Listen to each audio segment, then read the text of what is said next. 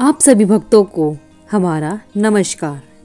सनातन हिंदू धर्म में हिंदू मास की हर तिथि का विशेष महत्व होता है। हिंदू पंचांग के अनुसार प्रत्येक महीने की त्रयोदशी तिथि को प्रदोष व्रत होता है। इस तिथि के संध्या काल को प्रदोष काल कहा जाता है। त्रयोदशी तिथि 13 की संख्या से जुड़ी होने के कारण बहुत से हिंदू समुदायों में अशुभ माना जाता है, लेकिन इस तिथि को देवादिदेव महादेव भगवान शंकर को समर्पित किया गया है ताकि अशुभ भी शुभ और शिव हो जाए। जो प्रदोष व्रत मंगलवार के दिन पड़ता है वह प्रदोष भूम प्रदोष व्रत या मंगल प्रदोष व्रत कहलाता है।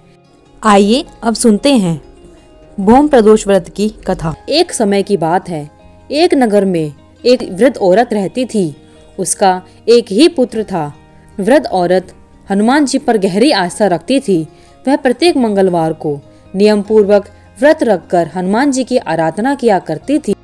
एक बार हनुमान जी ने अपनी भक्त वृद्ध महिला की श्रद्धा का परीक्षण करने का विचार किया। हनुमान जी साधु का वेश धारण कर वृद्ध औरत के घर पहुंच गए और पुकारने लगे, है कोई हनुमान भक्त जो हमारी इच्छा पूर्ण करे। आवाज उस वृद्ध औरत के कान में पड़ी। पुकार सुन वृद्ध औरत जल्दी से बाहर आई और साधु को प्रणाम कर बोली, आज्ञा महाराज। साधु बोले, मैं भूखा हूँ, भोजन करूँगा, तुम थोड़ी जमीन लिप दो। वृद्ध औरत दुविधा में पड़ गई। अंततः हाथ जोड़कर बोली, महाराज, लिपने और मिट्टी खोदने के अतिरिक्त आप कोई दूसरी आज्ञा दें, मैं अवश्य पूरा करूँगी। साधु ने 3 बार प्रतिज्ञा कराई और उसके बाद कहा, तू अपने बेटे को बुला, मैं उसकी पीठ पर आग जलाकर भोजन बनाऊंगा। यह सुनकर वृद्ध औरत घबरा गई, परंतु वह प्रतिज्ञाबद्ध थी। उसने अपने पुत्र को बुलाकर साधु को सौंप दिया। हनुमान जी ने वृद्ध औरत के हाथों से ही उसके पुत्र को पेट के बल लिटवाया और उसकी पीठ पर आग जलवाई। आग जलाकर दुखी मन से वृद्ध औरत अपने घर में चली गई।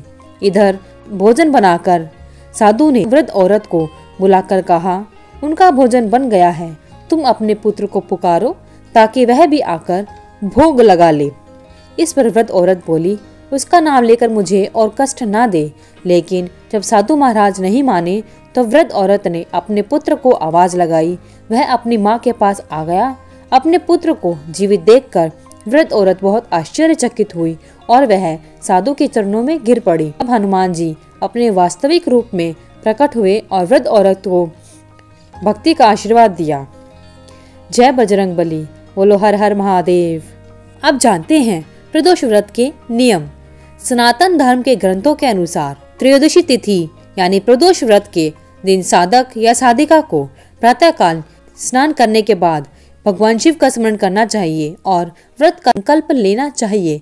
पूजा या आराधना स्थल पर भगवान शिव की प्रतिमा या चित्र को स्थापित कर सनातन विधि से और पूर्ण भक्ति भाव से पूजा अर्चना करनी चाहिए। सुबह से लेकर शाम तक निराहार रहना चाहिए। दिन भर का उपवास करना चाहिए। बिना जल ग्रहण किए यानी निर्जला उपवास और भी विशेष फलदायी माना गया है। व्रत की संध्या में पुनः भगवान शिव की पूजा और आरती करने के बाद केवल फलाहार करना चाहिए। नमक का सेवन बिल्कुल नहीं करना चाहिए। इस दौरान तन मन और चित्त में लोभ, ईर्ष्या और क्रोध जैसे विकारों को नहीं लाना चाहिए। त्रयोदशी तिथि के अगले दिन यानी चतुर्दशी तिथि को भगवान शिव का विधि विधान से पूजा करने के बाद भोजन ग्रहण करना चाहिए। साधक या साधिका को प्रदोष व्रत के दिन सत्संग और कीर्तन का आयोजन करना चाहिए। दिन भर भगवान शिव के मंत्रों का जाप करना चाहिए। साधक या साधिका को प्रदोष व्रत के दिन मांसाहार बिल्कुल नहीं करना चाहिए तथा तामसिक भोजन जैसे प्याज, लहसुन, मांस, मसूर, उड़द, तंबाकू और मदिरा का सेवन नहीं करना चाहिए। प्रदोष व्रत करने से क्या लाभ होता है? प्रदोष व्रत करने से व्यक्ति का स्वास्थ्य हमेशा उत्तम रहता है, तनाव से मुक्ति मिलती है, बिगड़े हुए काम बन जाते हैं, घर और परिवार में सुख शांति और धन धान्य में वृद्धि होती है। जो लोग संतानहीन हैं वह इस व्रत को पूर्ण विधि विधान से करने पर उनको शीघ्र ही संतान की प्राप्ति होती है। जो लोग शत्रुओं से परेशान रहते हैं उन्हें प्रदोष व्रत अवश्य करना चाहिए। यह व्रत करने से शत्रुओं को शिकस्त मिलती है। जिनकी कुंडली में कोई ग्रह दोष होता है उन्हें भी यह उत्तम व्रत करना चाहिए। इसे करने से ग्रह दोष समाप्त हो जाता है और भगवान शिव की उन पर अपार कृपा बनी रहती है। भगवान शिव उन भक्तों से अति प्रसन्न होते हैं। मंगलवार को प्रदोष व्रत रखने से बीमार और रोगियों को रोग से मुक्ति मिलती है और स्वास्थ्य लाभ होता है। जिनके सर पर कर्ज होता है उनका बोझ जल्दी ही उतर जाता है। प्रदोष व्रत कब से शुरू किया जाता है? सनातन धर्म के परंपरा में महाशिवरात्रि और श्रवण मास में शिव की पूजा के बाद प्रदोष व्रत को महादेव शंकर की पूजा का अचूक और सर्वोत्तम दिन माना गया है। शास्त्रों के अनुसार इस व्रत को किसी भी हिंदू महीने के किसी भी पक्ष की त्रयोदशी तिथि से शुरू किया जा सकता है, लेकिन फाल्गुन मास और श्रावण मास की त्रयोदशी तिथि से इस व्रत को करना विशेष फलदायी माना गया है। इसे कम से कम 11 या 21 त्रयोदशी तिथियों तक करना चाहिए। प्रदोष व्रत के दिन क्या नहीं करना चाहिए? व्रत के दिन और रात में अन्न का ग्रहण नहीं करना चाहिए। नमक का सेवन बिल्कुल नहीं करना चाहिए। प्रदोष व्रत के दिन तन और मन और चित्त में लोभ, ईर्ष्या और क्रोध को नहीं लाना चाहिए।